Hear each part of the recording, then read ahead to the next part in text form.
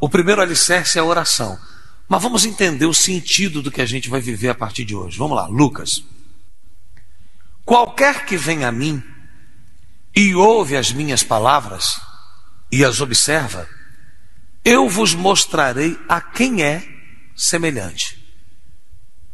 É semelhante ao homem que edificou uma casa e cavou e abriu bem fundo e pôs os alicerces sobre a rocha. E vindo a enchente, olha como é que a palavra de Deus é perfeita. E para nós do Rio Grande do Sul fica mais fácil compreender isso, sim ou não? Por exemplo, a chuva entrou aqui, não entrou? Danificou móveis, mas ela não destruiu o imóvel. Ela não levou a catedral, levou? Por que ela não levou a catedral? Porque as suas bases e alicerces estão muito bem fundamentados. Você não é capaz de imaginar a que profundidade estão as colunas da catedral. Só para você entender, da parte do piso para cima, essas intermediárias pesam 12 toneladas. Aquela dos vértices das pontas, 18 toneladas cada uma. Isso na parte que compreende o que ela tem do lado de fora. Você não consegue imaginar e ter dimensão do peso que ela tem do piso para baixo até onde ela encontra a raiz das rochas. Então as águas bateram aqui, entraram pelas portas, atingiram móveis, mas não danificou a estrutura do prédio, porque ela está bem alicerçada. Entretanto, olha que diferença. Coloca para mim a imagem da casa aqui no Vale do Taquari, no primeiro dia da chuva. Primeiro dia da chuva, olha isso. Pode soltar.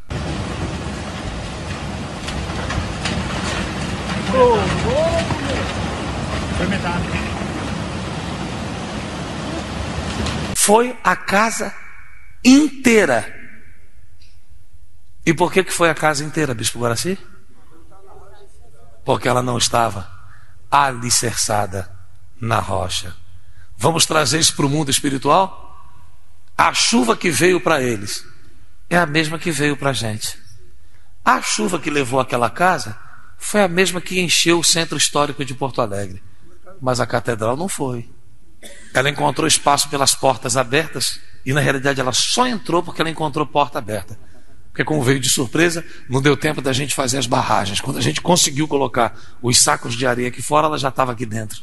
Então não adiantava.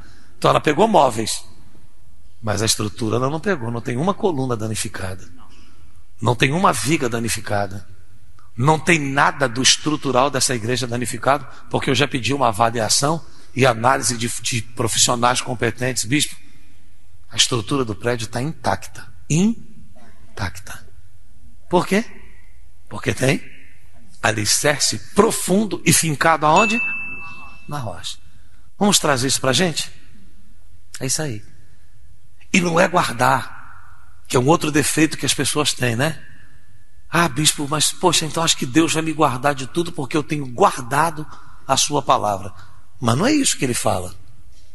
Olha o que ele diz. É semelhante àquele que ouve as minhas palavras. Volta no 47. Qualquer que vem a mim e ouve as minhas palavras e as observa, eu vos mostrarei a quem é semelhante. Siga. É semelhante a um homem que edificou uma casa, cavou, abriu bem fundo e pôs os alicerces sobre a rocha. Vindo a enchente, bateu com ímpeto a corrente naquela casa e não a pôde abalar, porque estava fundada sobre a rocha. O que significa isso? Você às vezes vê duas pessoas sentadas na reunião, marido e esposa, por exemplo. Como é que pode duas pessoas estarem tão próximas uma da outra e às vezes tão distantes do Deus que é oferecido para as duas? Porque às vezes você olha para marido e esposa e quando você descobre os frutos da vida dele, você fala, meu Deus, como é que pode, né? Ele deita tão perto dela, ela deita tão perto dele, mas como é que ela consegue viver tão longe do Deus que a gente vê nele? E sabe o que é mais triste? Os dois frequentam a igreja. Os dois recebem a mesma receita. É como se duas cozinheiras estivessem numa cozinha, cada uma com fogão, e um programa de internet, pelo YouTube, seja lá onde for, com o Edu Guedes passando as receitas dele. E as duas ouvindo a mesma coisa. E no final, o bolo de uma, molhadinho, suave, que derrete na boca. E da outra, aquela sola de sapato que se jogar na cabeça de um crente mata. De tão duro que é. Como é que pode? As duas ouviram a mesma receita. Como é que o resultado foi diferente? A bendita da desobediência, o bendito do orgulho. As duas ouviram a mesma coisa. O que uma fez? Seguiu a risca. A farinha de trigo que ela comprou foi a que ele orientou. O fermento que ela usou foi o que ele orientou. Aí a outra falou que assim: eu cozinho há mais de 20 anos e quero dizer que é tudo a mesma coisa. Minha filha, me dá aquele fermento ali comprado no Mercadão de Porto Alegre. A outra falou: mamãe, o barato sai caro. Pelo que eu vi aí, o fermento que ele falou é aquele que a gente só encontra no Zafari. É, minha filha, mas você é rica para comprar no Zafari? Não, mamãe, é que o barato sai caro.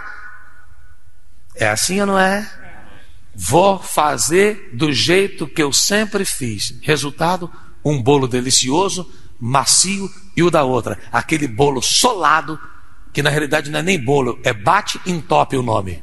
Bate entope. Bate entope. Mas aonde é que está a diferença? Está nisso aí. As duas ouviram a mesma. Uma obedeceu à risca e a outra decidiu conduzir em cima de achismo. Eu penso que é assim. É igual a pessoa que bota no GPS do carro. Por exemplo, bota no Waze, que é o melhor GPS que tem, né? Ela fala assim: esse GPS aqui é problemático. Esquece, desliga.